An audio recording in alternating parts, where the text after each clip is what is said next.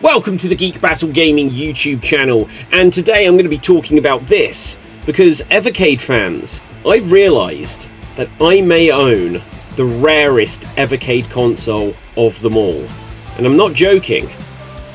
And if I'm wrong, then just maybe you own the rarest console of them all.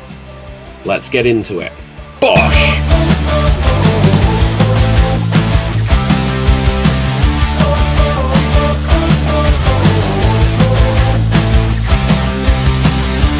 Collecting video games is fun. People have been doing it for decades, and nowadays it's a bigger thing than it's ever been before. But why do people collect video games? Shouldn't you just get the games you want to play? There was a study that showed 87% of all video games that have ever been made are no longer available to purchase, either in physical form or even as a download. With news like this, it's no wonder that so many people have taken up the pastime of hoarding as many video games into their collection as possible. Now, one of the great things about the Evercade range of consoles is that it has seen hundreds of classic video games from past consoles, home computers, and arcade games re-released on physical media, and giving players a chance to own these games. It's also seen a bunch of indie games get the spotlight, and some of these released onto physical media and sold at the shops for the very first time. Another thing that is fun about the Evercade is that there is a sense of collecting the games and the consoles. Each of the releases has a number on the cartridge and on the box, and when they're lined up on the shelf, they all look very neat as they go from cart number 01 all the way through carts 20 and 30 and beyond. I've got into collecting Evercade games on a limited basis, and for some of the Evercade community, the collecting aspect is a big part of the fun. I've seen some people who not only own every cartridge, but may have 2 copies of each cartridge so they can keep one still shiny and new in the plastic wrapping. And this extends to the consoles too. This is where we start to delve into the idea of what is the rarest of all Evercade consoles? And could I quite possibly be the owner of it? When the OG Evercade first released, if you were there from day 0, you had the chance to pre-order a limited edition version of the console. It came in black, and then there was the one that every Tom, Dick and Harry had, which was the white one. I owned the white one. I followed the news of the Evercade from the beginning, but I was actually slightly late to the party. I wanted to see that it would come out and what people said, and then I jumped on the bandwagon, but I didn't get one of the pre-order black ones. Still, if you own an OG limited edition Evercade, or even a white original unit, I'm afraid to say I don't think you have the rarest of all of the Evercade consoles. There's still a tiny chance you might, so stick with me as I'll explain. Later on, Blaze released a purple special edition of the Evercade original console, and truth be told, I'm not sure how many of these were produced. I think it's 1,000, but needless to say, these are pretty rare as well. Then came the Evercade VS home console, and once again there was a limited edition black console, and the general release was the white one. We'll come back to these later, as one of these could also prove to be pretty rare as well. And then this brings me to the Evercade EXP, and specifically to my Evercade EXP, and why I may own the rarest Evercade console of them all. So, having decided to play wait and see with both the OG console and the initial release of the Evercade VS, I finally decided to get a black limited edition Evercade EXP. Truth be told, initially I wasn't thrilled at the idea of having to get a second handheld, but since I have fun making videos about Evercade, I decided what the hell, I'd just bite the bullet early, and that way I wouldn't be behind the times talking about Evercade with a crusty old OG unit. And then all of the Evercade EXP limited edition stock were stolen. Yes, you may remember this, but someone stole pretty much all of the pre-order units of the Evercade EXP limited edition. So Blaze, who make the Evercade, had to make a bunch more. Now, the original stolen stock is out there somewhere, but it's not one of those. I don't think one of those is the rarest of all consoles. I've got one of the recreated consoles, and I believe that is the rarest, and I'll tell you why. Now, I had to patiently wait for the new run of Evercade EXP limited edition consoles, as jumping on the Ever train blew up in my face this time, because everyone got their white shiny new ones and I had to wait a little while. I even made something of a documentary about the console and the journey from heist to heroes. You should check it out on my channel if you've not seen it. So finally, I waited and I have my Evercade EXP limited edition. And this is the console that I think may be the rarest of them all. But why? What makes my one so special? Well, I'll stop building the anticipation and get to the crux of the matter. One of the appealing factors for me to get the EXP was that it could connect to the internet and allow users to download updates without the fuss of connecting a PC to your Evercade and downloading an update tool and all of that other old-fashioned business. The ability for the EXP to connect to the internet would also allow handheld users to join in the fun of the Evercade Game of the Month program that Blaze had done over the past couple of years, starting with the release of the Evercade VS. Throughout a lot of 2022, Blaze would allow you to download a free game to play on your Evercade VS each month that would be available until you updated your console. Once you've done the update, you'd get the next monthly free game, but it would replace the current one that you have. This meant that you had to be quick to complete these games if you wanted to play them all. But don't worry, the full amount of monthly games would later be released on a cartridge as the Indie Heroes Collection 2. I really enjoyed that Blaze did this, and throughout 2023 they did the same thing again. But this time you could download the games not only on your Evercade VS, but also on your shiny new Evercade EXP. The same process began in April 2023 with Dodo, and continued on until Bubble Seahorse Adventures in December 2023. Now, the day Dodo became available, I was about to go to Belgium on a trip, so I quickly downloaded it before I headed off, as I thought it would be the perfect game for the journey. I played it loads, and I really enjoyed it. Each month when a new Game of the Month would become available, I looked to see what they were, and as I was still enjoying dipping into Dodo, I figured, hey, I can just download this month's Game of the Month on my VS to see if I like it, and that way I can keep Dodo on my EXP until something better comes along. Pretty sneaky of me, I think. So the question is, does anyone else still have the Dodo Game of the Month edition still on their console? I imagine not many people do.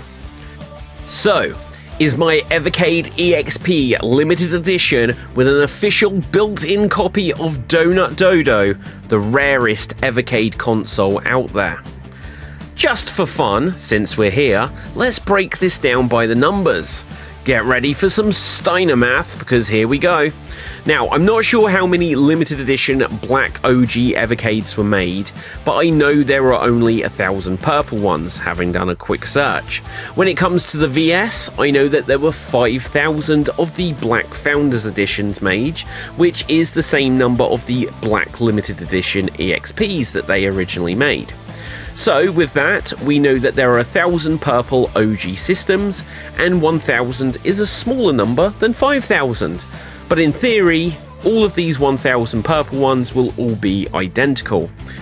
Some people may not have updated their OG Evercades, and eventually the number of OG consoles that have a specific firmware update on them may make them pretty rare. Except you can probably find any firmware update somewhere on the internet, because it was available for download. So we can rule out any of the 1,000 purple consoles and any of the black or white original OG Evercades. So they are not the rarest. When it comes to the white VS consoles and the EXPs, we can also rule them out as being the rarest, as there has been more and more continually made and sold, so the potential of them being the rarest of them all is pretty much non-existent. So, when it comes to the EXP, as we'll all remember, all of the stock that was made for the UK, USA, and the rest of the world that is outside of the EU was stolen when it comes to the limited edition versions. Now, I'm not sure if we ever found out how many pre-orders were going to the EU out of the 5,000, but let's take a random guess and say that it was a conservative number, like maybe 500 or 1,000 units. I imagine the Evercade is most popular in the UK, or jointly tied with USA, but the point is, when Blaze had to get more limited edition consoles made, they didn't need to get a whole new 5,000. However many went to European countries, didn't need to be restocked. So, in theory, you could say that there is somewhere between 5,000 and 10,000 Evercade EXP limited edition consoles out there, and this number could be close to double the amount of Black Founder VS consoles that exist, so surely the Black VS is automatically rarer, right? Not so. The second batch of limited edition EXPs were updated in a couple of ways compared to the stolen stock. This included that the box art of the system was altered and that the cart slot was slightly widened. There was also a list of heroes who had their names added to the credits, of which I am proudly on there. These are players who joined the Heroes program of people who had their limited edition EXP consoles stolen. This list gives a good idea of how many consoles were stolen and needed replacing, but it may not be a complete list, as I'm sure some people didn't bother to have their names added. Now, as any collector will tell you, a slightly different release of anything will make an individual item rare and unique. An aeroplane printed upside down on a stamp made it very rare, or the difference of a moon or a star being printed on the belly of the Ugandan giant Kamala WWF Hasbro action figure is what makes that so collectible. So the question is, how many people still have an officially downloaded copy of Donut Dodo on their second run limited edition Black Evercade EXP consoles? Am I the only one? And if so, does it make it the rarest of them all? Donut Dodo was the first of the 2023 Game of the Month games that will soon release on the Indie Heroes Collection 3 cartridge. It came out in April 2023, and since that time we got Thunderpaw in May, Big to Small in June, Magic and Legend Time Nights in July, Doodle World Redrawn in August, Bone Marrow in September, Ore Body Binder's Tale in October, Choo Choo Mimic in November, and finally Bubble Seahorse Adventures in December. Donut Dodo was available from April 5th through to May 10th, and if you didn't have an Evercade VS or EXP before May 10th, you were ruled out and couldn't have a Donut Dodo system. This is where Evercade collectors may either love me or hate me for this video. If you truly want to have a full collection, you should consider that you will need a separate Evercade EXP and Evercade VS console, which feature a downloaded copy of each of the Game of the Month games installed. You can only get one Game of the Month game at a time, so you will need a different console for every time there is a new Game of the Month. Now that would be 9 separate Evercade EXP limited editions for 2023 alone. One with Donut Dodo on, one with Thunderpaw, one with Big to Small, and so on and so forth. Then how about 9 separate white EXPs, or 9 Founders VS consoles? How about for the 2024 Game of the Month releases, you have 9 Evercade VS Atomic Editions, where each one has a different Game of the Month downloaded and therefore built in. It sounds crazy, but then what is the difference between the purple OG system and the white one? It's just the colour. And if you have both of the HyperMega Super Pockets, then the only differences are the colour and the built-in games, which are on the inside that you don't see until you switch the machine on. Based on the numbers, we know that Donut Dodo was the first of the 2023 Game of the Month games to get released.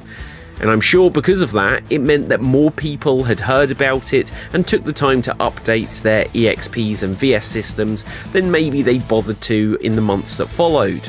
So that might mean there's quite a few of them. But on the other hand, another consideration is that less people owned Evercade VS and EXPs back in April 2023 compared to May, June, July, simply for the reason that more consoles will have sold. And the more that sold means that more people had the chance to get them.